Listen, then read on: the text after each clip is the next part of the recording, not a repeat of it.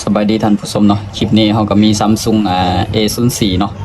ตัวนี้คือสากแบตบุเขาเนาะสากแบตบุเขาเลยเนาะสากแล้วเฮ็ดซื่อๆอยู่เนาะตามเฮาวิเคราะห์เบิ่งนี่มันสิมี2อาการเนาะ1เป็นเครื่องที่ตกพื้นมาเนาะและสายจอมันอาจจะอยู่ทางหลังนี่มันจะเงืองเนาะมันจะคลายตัวหน่อยหนึ่งเนาะตัวที่1เนาะตัวที่2นี่คือกลเสียเนาะวันนี้เฮาสิมาเบิ่งทั้ง2อาการเนาะเบิ่งอาการที่1แล้วถ้าว่ายังบ่เข้าแล้วแม่นเปลี่ยนแบตเลยเนาะบ่แม่นเปลี่ยนแบตเปลี่ยนก้นสากเนาะโอ้ยบ่ผิดไปจนไดเนาะมาเบิ่งวิธีแก้กันเลยเนาะมาเบิ่งวิธีแก้กันเลยเนาะวิธีแก้นี่ก็บ่ยากเนาะให้เฮาเพราะว่าตัวนี้มันแกะแต่เดียวเนาะให้เฮามาถอดล้างซิมมันนี่ออกเนาะถอดออกเลยเนาะตัวนี้เฮาสิเอาออกแบบนี้เนาะหลังจากนั้นให้เฮาเอาเล็บเนาะเอาเล็บจิ้มเข้าไปนี่เนาะเล็บจิ้มเข้าไป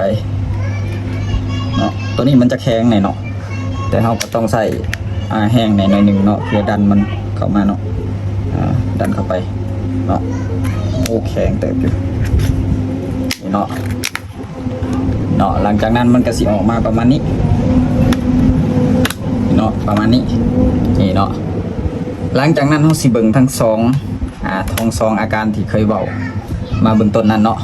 เราสิแก้เบิ่งตัวทึงก่อนเนาะแล้วจะมาแก้ตัวหลุมเนาะไปเบิ่งกันเลยเนาะตัวนี้เราจะคลายน็อตตัวทึงออกเนาะตัวหลุมบ่เผาตองเนาะเอาตัวทึงก่อนเนาะเบิ่งก่อนเนาะว่ามันสิเศร้าบ่เนาะเพราะรุ่นนี้มันสายแพรมันผ่านกันกับจอเนาะมันจะมักมีปัญหาในส่วงแบบนี้แหละอย่างเช่นว่าตกพื้นแห้งเนาะกระทบพื้นแห้งก็เป็นคือกันเนาะหลังจากเฮาหั่นแล้วออกเบิดแล้วเนาะให้เฮางัดเลยเนาะงัดแล้วเนาะงัดมุงได้ก็ได้เนาะงัดขึ้นแบบนี้เนาะนี่เนาะงัดขึ้นแบบนี้หลังจากนั้นให้เฮาสังเกตเนาะตัวนี้ก็สิบ่ค่อยมีปัญหาหรอกเนาะแต่ว่าเฮาอาการเบื้องต้นเนาะให้เฮาปลดแบตออกเนาะปลดแบตออกหลังจากนั้นให้ปลดตัวนี้ออกนี่เนาะตัวนี้มันเป็นสายจอกับสายแพรสากเนาะบีบใส่เลยเนาะ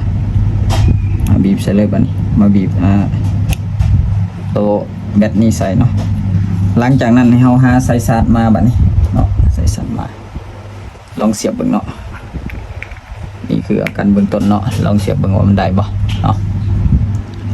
ได้เนาะจากที่เสียบมามันจะมิดจิลีอยู่เนาะอันนี้ก็คือได้เนาะนี่เนาะถ้าได้แบบนี้เนี่ยแมนก้นชาร์จนี่ยังบ่ได้เสียเนาะมาเบิ่งนำกันว่ามันสิขึ้นเปอร์เซ็นต์บ่12%เนาะเฮาสิสากลองเบิ่งก่อนเนาะแล้วจังประกอบเนาะเพราะต้องสากลองเบิ่งก่อนว่ามันขึ้นเปอร์เซ็นต์บ่เนาะถ้ามันขึ้นเปอร์เซ็นต์ก็ถือว่าเป็นนำอาการเบื้องต้นที่เฮาว่าก็คือตัวนี้อาการมันตกพื้นแห้งเนาะมันตกพื้นแห้งแล้วมันก็มีปัญหาในจุดนี้เนาะว่าสายแพรมันสิเป็น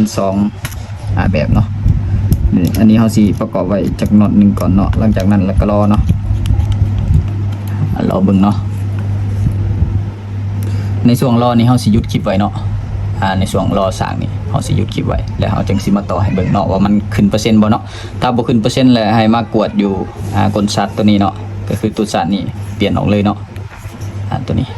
เดี๋ยวอีกจาก10 นาทีมาเบิ่งกันอีกเนาะ10 นาทีผ่านไปเนาะตัวนี้สากแบตขึ้นแน่นอนเนาะคือตัวนี้บ่แม่นบ่ได้เปลี่ยนกลเนาะ17% แล้วเนาะนี่เนาะถือว่าผ่านแบบสลุยเนาะเป็นนำตัวเทิงนี่เนาะเฮาแกะแล้วก็เอาใส่ใหม่เนาะแล้วก็ได้เลยเนาะแล้วก็สากเบิ่งมันจะเป็นแบบนี้เนาะก็ถือว่าผ่านตัวนี้เนาะบ่ได้เปลี่ยนก้นถือว่าผ่านแบบชัวร์ๆเลย